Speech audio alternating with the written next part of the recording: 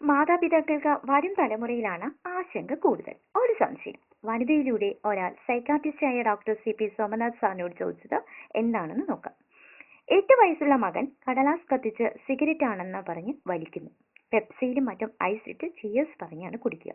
ചോദിച്ചാൽ മദ്യപിക്കുകയാണെന്ന് പറയും. ഭാവിയിൽ ഇത്തരം ആസക്തികളിലേക്ക് മകൻ വീണു പോകുമോ? ഡോക്ടർ: ഇമിറ്റേഷൻ അല്ലെങ്കിൽ ഒബ്സർവേഷൻ ലേണിംഗ് ആണ് കുട്ടി ഇവിടെ ചെയ്തത്. മാധ്യമങ്ങളിലൂടെയോ നേരിട്ടോ കുട്ടി കാണുകയോ കേൾക്കുകയോ ചെയ്ത കാര്യങ്ങളുടെ അനുകരണം മാത്രമാണ് സംഭവിച്ചത്. അനുകരണത്തിലൂടെയുള്ള പഠനത്തിലൂടെ പല കാര്യങ്ങളും നാം സ്വായത്തമാക്കാറുണ്ട്.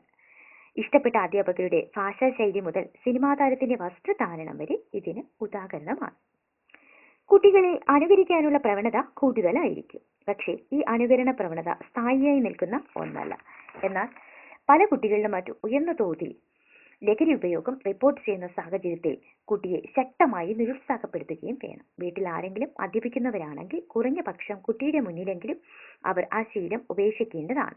ശരി, തെറ്റ് എന്നിവ കാര്യകാരണ സഹിതം പറഞ്ഞ് കുട്ടിയെ ബോധ്യപ്പെടുത്തണം.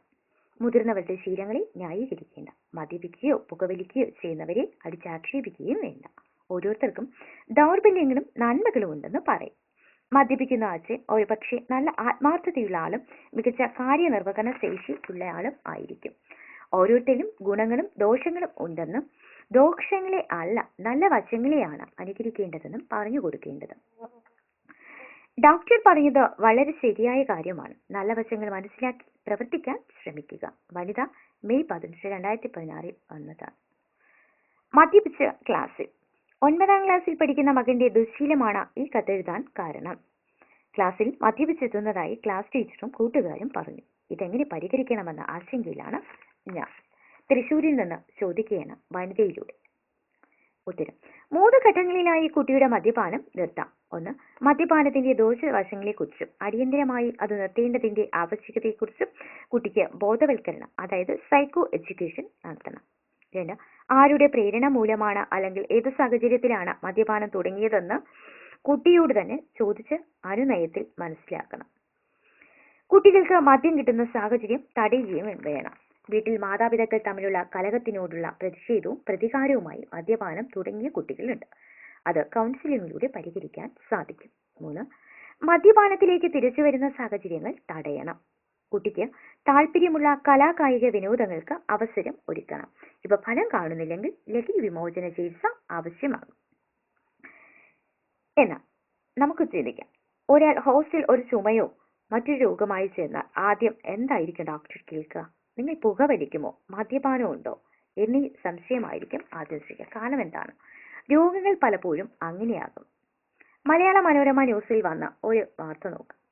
പുകയില ഉൽപ്പന്നങ്ങളുടെ വൻ ശേഖരവുമായി 2 പേർ പിടിയിൽ. ആറ്റിങ്ങൽ. കാറിൽ കടത്തുകയായിരുന്ന നിരോധിത പുകയില ഉൽപ്പന്നങ്ങളുടെ വൻ ശേഖരം എക്സൈസ് പിടികൂടി.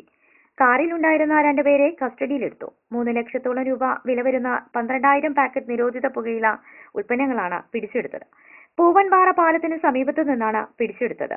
പ്രധാനമായും സ്കൂൾ കോളേജ് വിദ്യാർത്ഥികൾക്കും ഇതര സംസ്ഥാന തൊഴിലാളികൾക്കും വിൽക്കാനാണ് ഇവ എത്തിക്കുന്നതെന്നും എക്സൈസ് അറിയിച്ചു.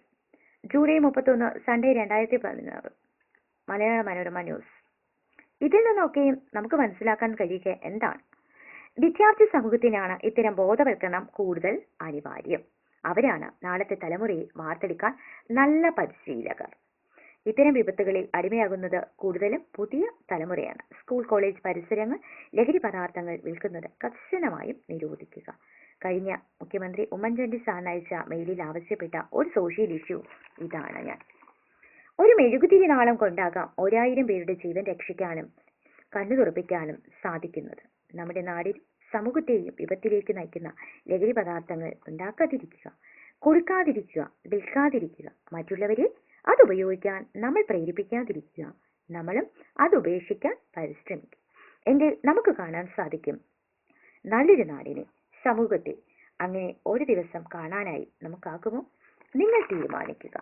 അഞ്ജനെ പോലെ നമ്മൾ ആരും അറിയാത്ത നിരവധി മക്കൾ ഇതുപോലെ ഉണ്ടാകും. അപ്പോൾ കണ്ണീരിൽ കുതിർന്നു നിൽക്കുന്ന ഒരു കുരുന്നു ബാല്യം കാണാനാണോ നാം ഇഷ്ടപ്പെടുക? അല്ല എന്നാണ് നിങ്ങളുടെ ഉത്തരമെങ്കിൽ നമ്മുടെ കുടുംബത്തിന് ആവശ്യം സ്നേഹം, സുരക്ഷിതത്വം ഇവ നഷ്ടപ്പെടുത്താതിരിക്കുക. വരും തലമുറയിലെങ്കിലും വെളിച്ചത്തിലേക്ക് നടത്തുന്നതിനായി ഇന്ന് ഈ പരിശ്രമിക്കാം. അതിനായി ലഹരി പദാർത്ഥങ്ങൾ ഉപേക്ഷിക്കാം. ലഹരി വിമുക്ത നാടെന്ന വാർത്ത കേൾക്കാൻ പലരും കാത്തിരിക്കുന്നു. ഞാനും അവർക്കൊപ്പം കാത്തിരിക്കുന്നു. Try your best. ഇത് കാണുന്ന കേൾക്കുന്ന ഓരോരുത്തർക്കും നന്ദി. വനിതയോടും മനോരമ ന്യൂസിനോടും എൻ്റെ ഏറെ കടപ്പാട്. ബൈ സുനിത രാജ്.